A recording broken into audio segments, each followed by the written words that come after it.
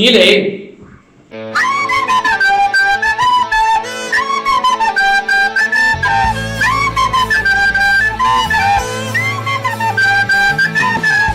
If you're watching this, you must be clinically depressed. I am watching this because I've got no friends. Last time I got a hug, I was 17. What people say socialize, what do they mean? I've got no friends, and neither do you. You've got no friends, and neither do I. We've got no friends, and that's why we're watching this.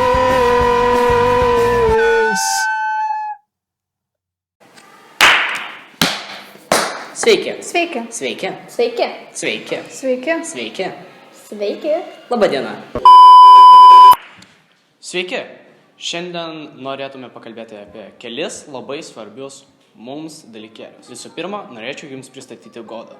Nes Goda užima taryboje labai svarbias pareigas ir jinai yra kaip ir mūsų visos tarybos veidas.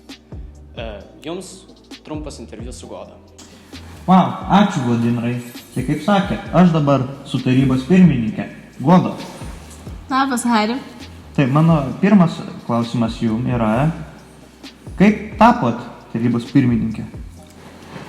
Aš dalyvavau rinkimuose ir laimėjau ir taip tapau tarybos pirmininkė.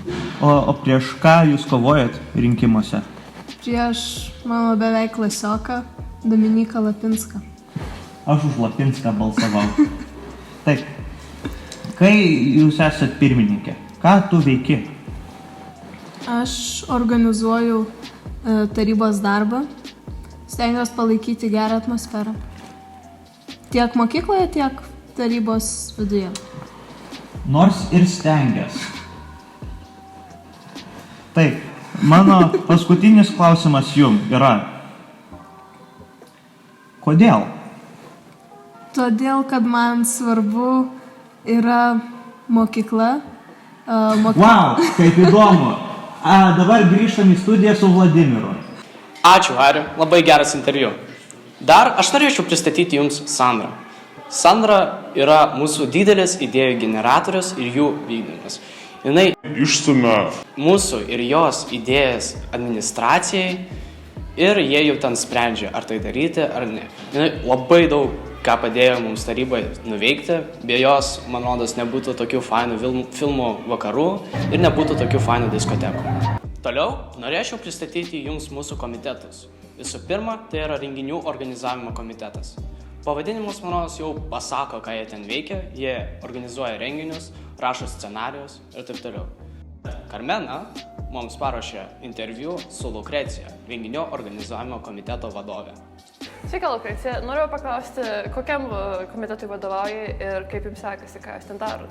Aš vadovauju renginių organizavimo komitetui ir mums sekasi visai neblogai. Ta prasme, darom viską, renginius organizuojam, rašom scenarijus, generuojam daug idėjų ir bandom jas išpildyti, tai tiek.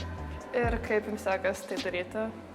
Na, visai būna, ir su pykčiais, ir be pykčių, ir su ašarom, ir be ašarų, visai būna.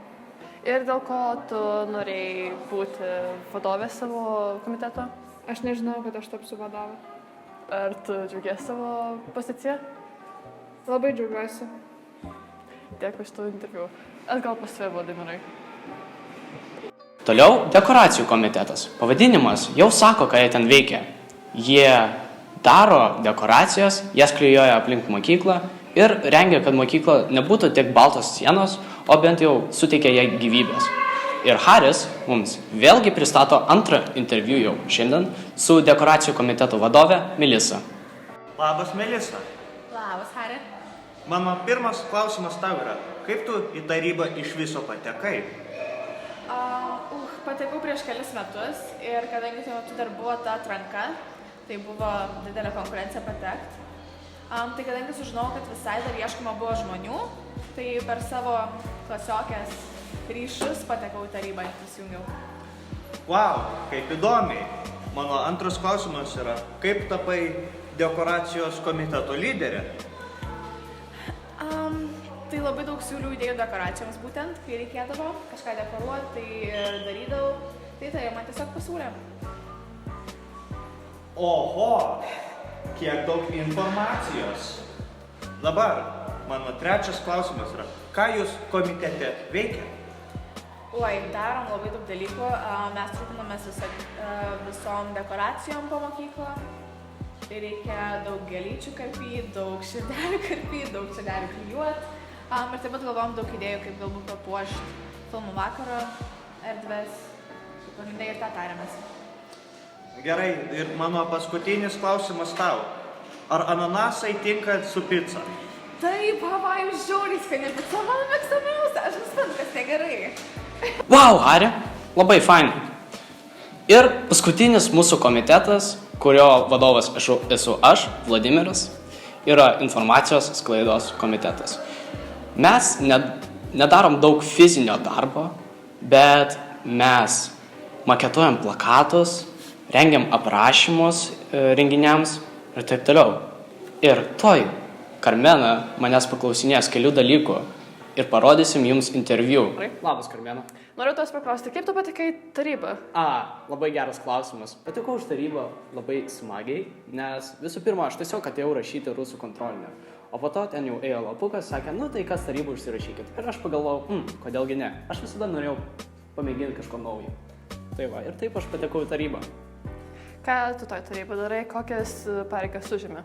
Šiuo metu aš esu informacijos sklaidos komitetų vadovas ir nieko daugiau. Šiaip aš Anksčiau aš buvau tiesiog paprastas narys, bet buvau labai aktyvus, todėl mane išrinko kaip ir informacijos sklaidos komiteto vadovu. Ką jūs ten darot? Mūsų pagrindinis darbas yra reklamuoti mūsų ateinančius renginius. Mes rengiam jiems plakatus, mes darom aprašymus, kuriuos jūs matote Facebook'e. Ir taip pat mes vadovaujam kaip ir Instagramu. Mes žiūrim, ką į ten kelt. Mes žiūrim, ką kelt į Instagramą. Ir mes dirbam užkulisiuose. Labai daug dirbam. Nes rengiam visokius dokumentus, visokios spreadsheetus ir taip toliau. Aš čia Vladimai iš to laiką. Visada prašom. Grįžtam pas tave. Vau, ačiū Karmena, kad taip fainai paklausinėjai manęs.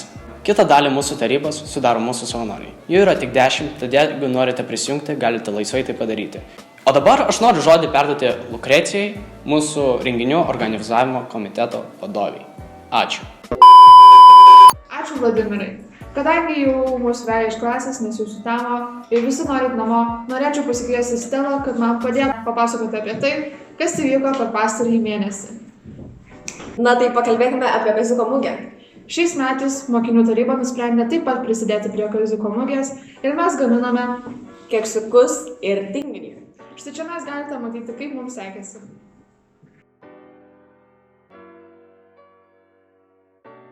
Išties puikiai praleidome laiką. Kitas dalykas, apie ką norėtume pakalbėti, yra LMS mokymai su Evelina. Kas nežinote, kas yra LMS, tai yra Lietuvos moksleivių sąjunga. Atvykusi Evelina mums papasakojo apie darbo planavimą bei įvaizdžio formavimą. Buvo išties labai įdomu ir naudinga. O dabar pakalbėkime apie užgavėnes, kurių metu iš tikrųjų įvyko keletas nenusisekimų. Galbūt daugiau negu keletas. Tai čia galite matyti, kaip mums nepasisekė. Visų dėmesis į futbolo aikštelę. Gerai, iš pradžių mes užsistatysim. Kaip visi tikriausiai žino, aš Domantas. Jo.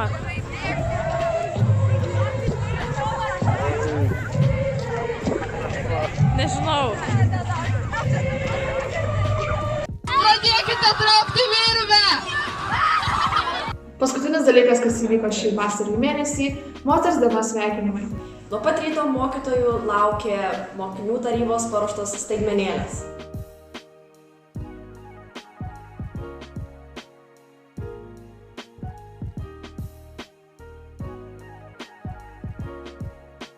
Ačiū, kad buvote su mumis kartu. Iki kito karto.